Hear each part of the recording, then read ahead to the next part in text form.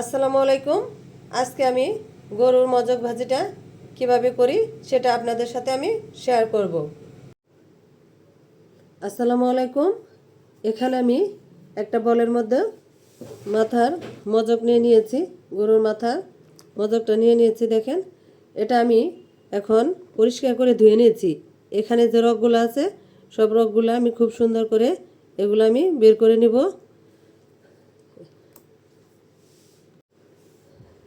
এখন আমি এই মজকটার যত রগগুলো আছে, এখানে মজকের রগ থাকে, এই প্রত্যেকটা রগ আমি সুন্দর করে পরিষ্কার করে নেব। এটা গালিয়ে দেখেন এরকম রগ থাকে, এগুলো আমি এখন পরিষ্কার করে নিচ্ছি।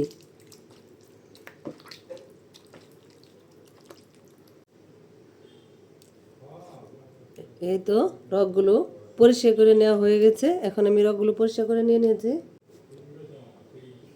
এখন আমি রগগুলো পরিষ্কার করে নিয়ে নিয়েছি সবগুলো। এটা আমি এভাবে গালিয়ে নিয়েছি। এখন আমি চলে যাব পরবর্তী স্টেপে। এখানে আমি ফ্রাই প্যানে সরিষার তেলটা দিয়ে নিয়েছি।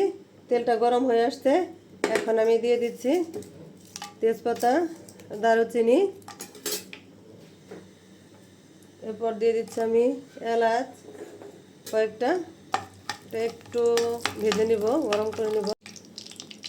এরপরে দিয়ে দিচ্ছি পেঁয়াজ কুচি। আমি আরও কিছু পেঁয়াজ কুচি দিয়ে দিচ্ছি। সেই সাথে এখানে দিয়ে দিচ্ছি কিছু রসুন কুচি। এটা আমি একটু ভেজে নেব। এ পর্যায়ে দিয়ে দিচ্ছি আমি লবণ স্বাদ মতো।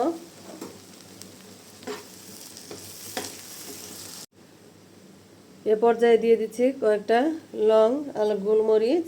এখন দিয়ে দিচ্ছি হাফ চামচ জিরা বাটা। এরপর দিয়ে দিচ্ছি আমি হাফ চামচ পেঁয়াজ বাটা। এরপর দিয়ে দিচ্ছি আমি হাফ চামচ আদা বাটা। এরপর দিয়ে দিচ্ছি আমি হাফ চামচ রসুন বাটা। এটা আমি এখন একটু ভেজে নেব। এ পর্যায়ে দিয়ে দিচ্ছি আমি খুবই অল্প পরিমাণে পানি। পানিটা দিয়ে একটু ভালোভাবে নেড়ে চেড়ে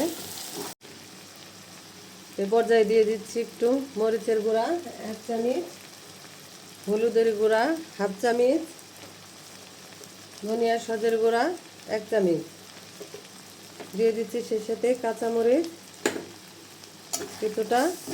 এটা আমি এখন একটু কষে নিচ্ছি।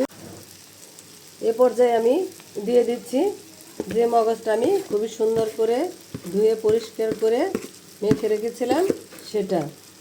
এটা এখন আমি খুব ভালো করে মিশিয়ে নেব। এ পর্যায়ে আমি দিয়ে দিচ্ছি যে বলটার মধ্যে আমি মজকটা রেখেছিলাম সেটা ধুয়ে কিছু পানি দিয়ে দিচ্ছি। এটা আমি এখন খুব ভালো করে এটার সাথে মিশিয়ে নিয়ে আমি একটা ঢাকনা দিয়ে ঢেকে দিব।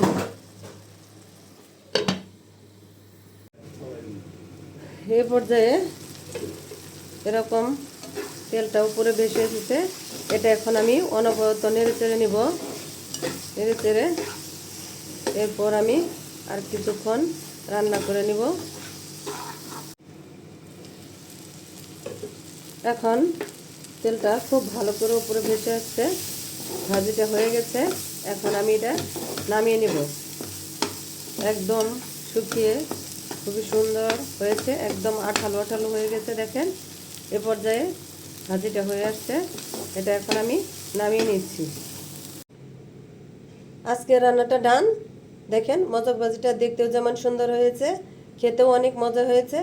আজকের ভিডিওটা যদি আপনাদের কাছে ভালো লেগে থাকে তবে লাইক কমেন্ট শেয়ার করে দিবেন। আজকের মতো এখানেই বিদায়। আসসালামু আলাইকুম।